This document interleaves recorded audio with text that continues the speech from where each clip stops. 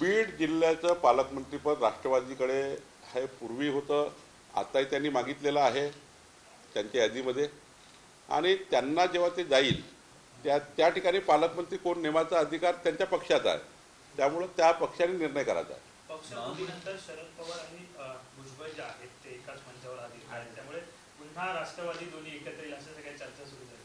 नाही, मी आधी सांगितलं, कालही सांगितलं की मनभेद नसलेला महाराष्ट्र हवा आहे.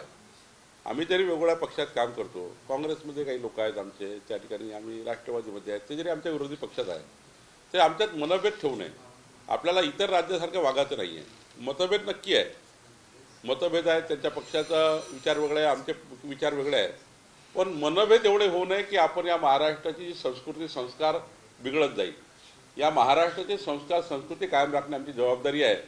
त्यामुळं मग उद्धव ठाकरे साहेब असतील, शरद पवार साहेब असतील, काँग्रेस असेल किंवा आमचे मित्रपक्ष आहे, आम्ही कुठेही असे मनभेद आमच्याकडनं करणार नाही की विरोधकाला त्या ठिकाणी म्हणजे काहीतरी या महाराष्ट्रात चुकीचं घडतं आहे, बाहेर राज्यासारखं घडतं असं वाटणार नाही. आमच्याकडनंच आम्ही पुढाकार घेतो आहे की मनभेद न ठेवता आपले पक्षाचे किंवा विकासाच्या कामात जे काही विरोधक म्हणून त्यांची जबाबदारी ते पार पाडतील, सरकार म्हणून आमची जबाबदारी पार पाडू, पण राज्यात मनभेद राहणार नाही याची काळजी घेऊ. एक असं आहे की पालकमंत्र्यांचा निर्णय मुख्यमंत्री आणि दोन्ही उपमुख्यमंत्री एकत्रितपणाने बसून लवकरात लवकर घेतील. माझ्या माहितीप्रमाणे 2-3 दिवसामध्ये पालकमंत्र्यांचा निर्णय त्यांच्या स्तरावरती त्या ठिकाणी होईल. ते तिघेही जो निर्णय पक्षाचे प्रमुख या नात्याने जो घेतील तो सर्वच घटक पक्षाला मान्य असेल.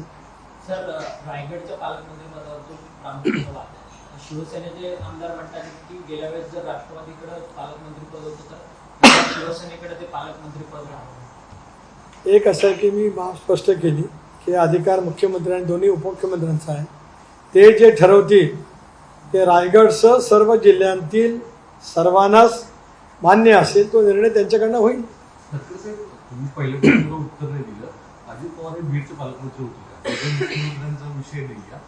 बीडचं पालकमंत्रीपद आधीच्या कोट्यामध्ये राष्ट्रवादीकडे आहे. एक असं आहे की आधीच्या कोट्यात काय होतं त्याच्या आधारेतच पालकमंत्रीपद दिली जाणार आहेत की काय, याच्यातलं धोरण ते तिघेजण ठरवतील आणि त्याच्या अनुषंगाने जे येईल मग कदाचित दादांच्या स्तरावरती मी प्रफुल्लभाई आम्ही बसून मग कदाचित ते ठरेल.